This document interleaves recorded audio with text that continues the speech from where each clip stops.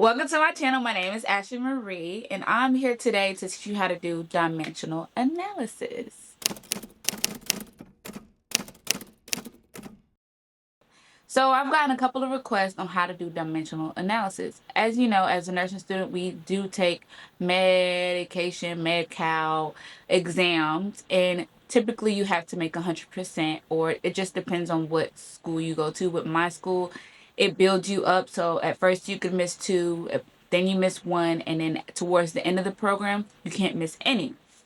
So I'm going to teach you how to do dimensional analysis so you can always get the correct answer. So what is dimensional analysis? Dimensional analysis is a fancy way of saying canceling the units so the math can tell you what to do. For nursing students, the beauty of dimensional analysis is that it works with every problem. It reduces the guesswork and it prevents medication error. And if you do not have the units that the question asked for at the end of your problem, you know something is wrong. So instead of memorizing a bunch of formulas, you start with the order that you're given. You multiply by conversion factors. You cancel units that are alike, algebra. Whatever unit is left is your answer, y'all. So I'm going to start off. This is going to be a 3-part. So we're going to start off with formulas that do not require conversions. Part 2 would be formulas that do require conversions. And part 3 is drops in timing. So if you're interested in this video, subscribe to my channel and continue watching, you guys. We're going to begin with no conversions. The question reads, a provider orders 750 milligrams of amoxicillin. The medication is available as 250 milligrams per tablet. How many tablets should the nurse administer? Round to the nearest whole number. You can pause to work the problem out yourself. We're going to start with our order, which is 750 milligrams of amoxicillin. What we have available is 250 milligrams per tablet. This is going to be simple. So what we need is we need to find out how many tablets we need to give this patient. So we're going to start with 750 milligrams. And we're going to draw a line, starting with our setup. And we're going to put our milligrams, 250 milligrams per tab on the other side. But you're going to put the 250 milligrams on the bottom and the tablets at the top because you want to cancel out milligrams.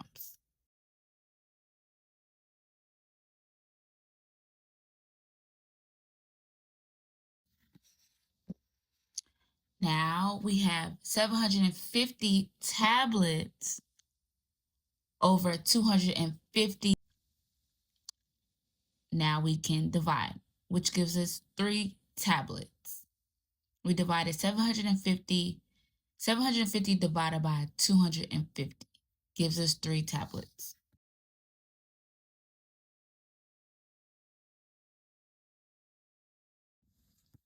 Next question.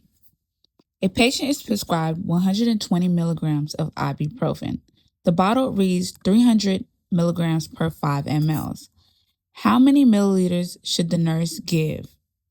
Round to the nearest whole number. We're going to begin this problem with our order, which is 120 milligrams of ibuprofen.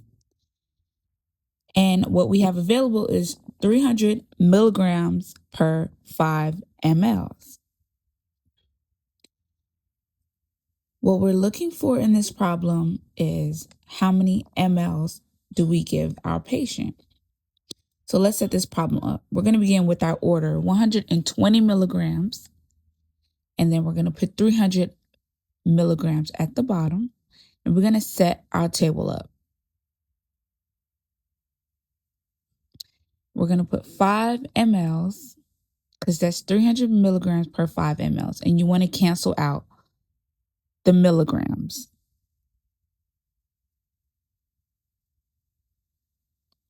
So now we're going to multiply 120 times 5 milliliters. Since we canceled out the milligrams, we're going to bring the milliliters over. That brings us to 600 milliliters. Now we're bringing the 300. So now we divide 600 mLs divided by 300, which gives us 2 mLs. The nurse needs to give 2 mLs.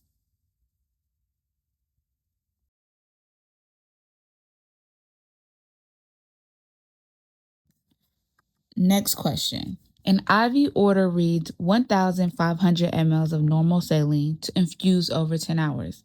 How many milliliters per hour should the IV pump be set to? Round to the nearest whole number. This problem is pretty easy. So we're going to start with our order, which is 1,500 mLs per 10 hours. Well, infused over 10 hours. What we're looking for is milliliters per hour. This problem is pretty easy since there's no conversions. We're going to begin with our 1,500 mLs over 10 hours. Since we already have our mLs per hours, we do not need to convert. All we're doing here is dividing. 1,500 mLs over 10 hours gives us 150 mLs per hour. All right, y'all. So if that was helpful, subscribe to my channel. I will be posting some shorts where you can just do random practice problems that you guys could practice on. And stay tuned for my next video. I do appreciate you guys for watching. Leave a comment below. Tell me what else you guys would want me to show you about. Whatever, just let me know, y'all. Bye, y'all.